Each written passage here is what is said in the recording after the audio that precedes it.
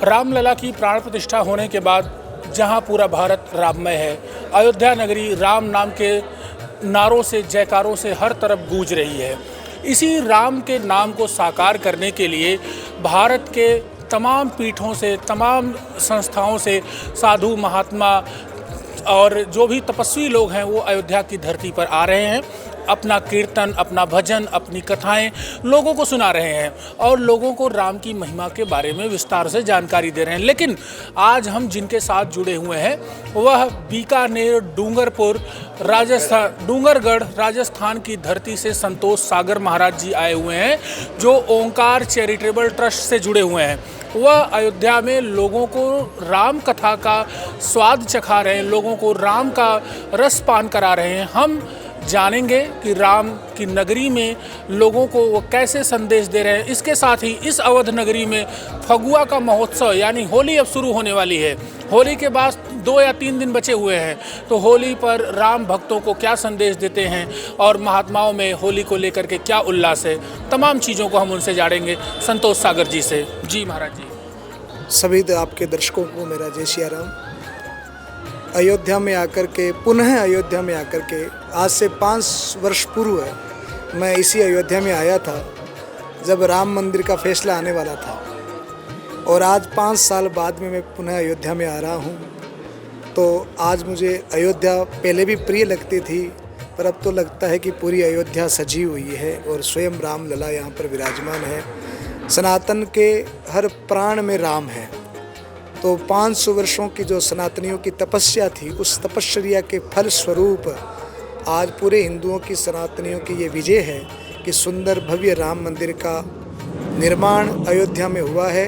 तो इसलिए हमारा जो होली का उत्सव है वो करोड़ गुना ज़्यादा सुंदर हो गया है। होली कैसे लोग सेलिब्रेट करें, कैसे फगुआ का आनंद लें, इस पर आपकी क्या राय है? देखो, होली में 2 प्रकार की पार्टी होती है। एक तो हिरण्यकश्यपु की पार्टी और एक प्रहलाद जी की पार्टी है। तो हिरण्यकश्यपु के जो पार्टी के लोग हैं वो होली के त्यौहार को मदिरा से सेलिब्रेट करते हैं। जो भक्त प्रहलाद की पार्टी के लोग हैं वो अयोध्या और वृंदावन जाकर के फूलों और ढेर सारे रंगों के साथ भगवान के नाम संकीर्तन के साथ होली उत्सव मनाते हैं। और जो संत हैं, सनातनी हैं, जो हिंदू हैं, जो हरि भक्त हैं, राम भक्त हैं, तो मेरी नज़र में सनातनियों का सबसे पवित्र त्यौहार होली है। स्नेह का, मिलन का, प्रेम का त्यौहार है। तो केवल एक दूसरे के गाल पर रंग ही नहीं लगाएं, एक दूसरे के जीवन में हम अपने प्रेम का रंग कैसे भर सकते हैं, ये प्रयास भी हमको करना चाहिए। महाराज जी, अयोध्या की धरती पर आप आए हैं।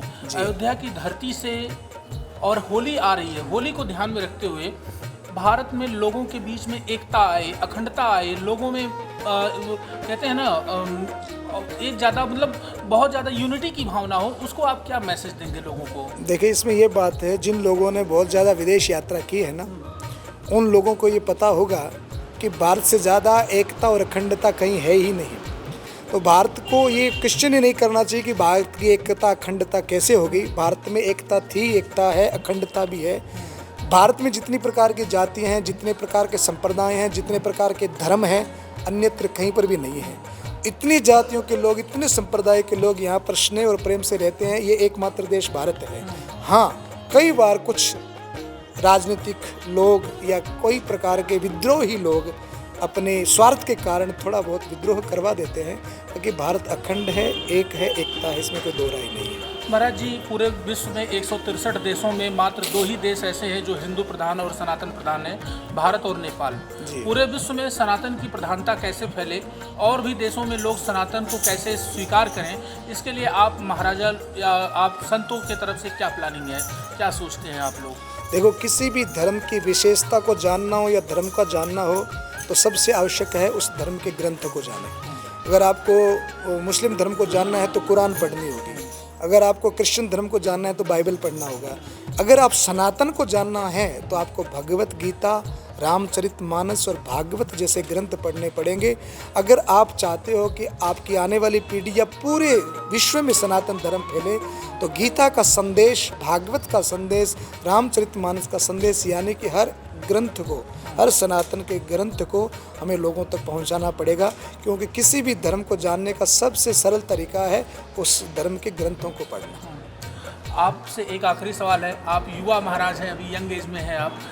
हर महाराज को मैंने देखा है माथे पर वो तिलक लगाते हैं, या तो उनकी शिखाएं बड़ी होती हैं, बाल बड़े होते हैं। तो ये तिलक, शिखा और बाल बड़े करने के पीछे के क्या राज है, क्या कारण है? ड्रेस कोड है, ये ड्रेस कोड है। अच्छा, ठीक है ना, इससे एक पहचान होती है ड्रेस से। अब आपके सामने कोई भी काला कोट पहना हुआ आएगा तो आप तुरंत से पहचान जाएंगे या तो ये का वकील है या कोई टीटी है।